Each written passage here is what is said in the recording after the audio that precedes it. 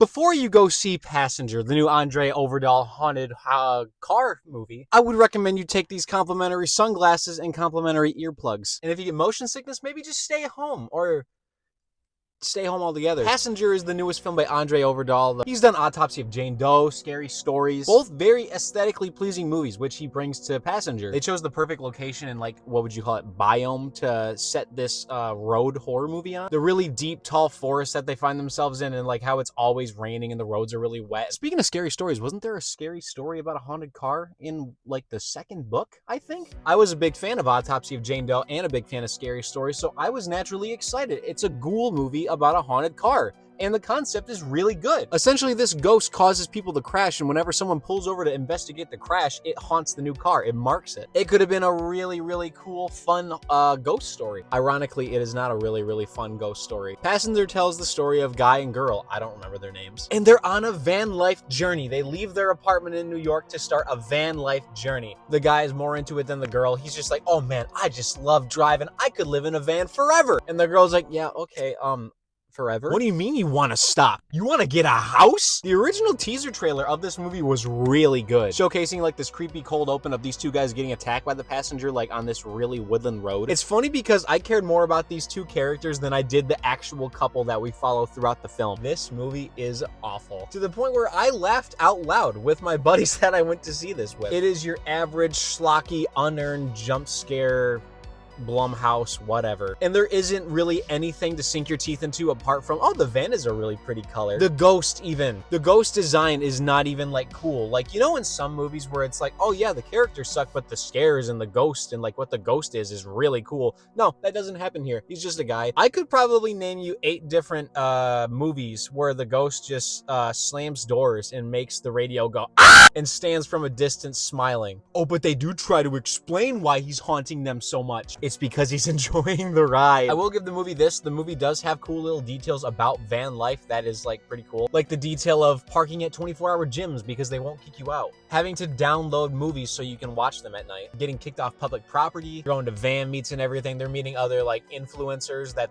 do YouTube channels. This movie makes me feel like getting a van would turn me into such a fucking LARPing asshole. Like, cool, dude, you own a van. I own a Tahoe. He just loves driving so much. He could do it forever. Let's get into the passenger itself, the ghoul of the movie. Is this the only appeal the movie has? Kinda. He's your average unexplained ghost with very vanilla design. He just stands at a distance from fucking every angle of the movie. Also, this ghost operates by hobo rules. I don't know if you knew that. The passenger operates by hobo rules. Hobo rule. So much so, he leaves the hobo symbol of unsafe on each car, which is like these 3 little scratches. And when they're doing research on, unexplained crashes on rural roads, each of these crashes, no matter if the car's on fire, in a junkyard, or in the water, has these 3 scratches visible. He doesn't just stand around though, he also shakes at a different frame rate like most ghosts do. He's got his weird, creepy gingivitis smile, and he's of demonic origin. Only one other person has escaped because they went to this really religious location, and the passenger was like, oh, you went there!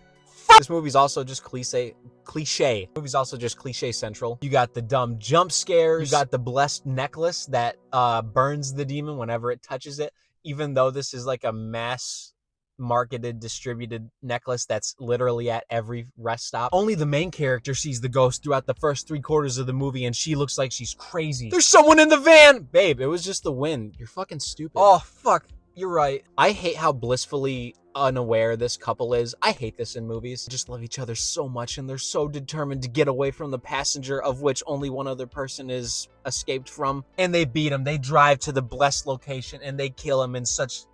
I guess spoilers. Spoilers don't matter. They drive to this blessed location and they impale him on this sword, of which, oh my god. Oh wait, I'm not done reading my list of cliches I took during the film. There's the cautionary old folks that know about the passenger, but they're like, oh, get out of here. We don't want none of that around here. But we have to go to this location. Okay, I'll take you to it. A proposal at the beginning of the movie where it's like, okay, that means one of these characters is gonna die, which I thought was gonna happen. I thought there was gonna be a really cool rug pull where one of these characters would have died and we would have followed the one we thought was gonna die the rest of the movie. The main grounded character with a troubled past, ugly handheld camera style, and car analogies. This is one of those movies where they came up with the concept like, oh, what about a haunted boat? And we had to put the analogy of like boat themed shit and they're like, oh, I'm just treading water. I wish I had tomatoes to throw at this movie. As of now, I thought I had a passenger. As of now, I give the movie a resounding 2 out of 10. Hear me out. If we would have just followed the 2 college friends on like a road trip to their university, and then we follow the other one that's like scrambling for help, and that's the character we follow because he's funny. Anyway, those are just my strongly biased one-sided thoughts on Andre Øvredal's Passenger. Let's just hope Scary Stories to Tell in the Dark 2 eventually comes out. I do not want to exert any more of my energy on this film.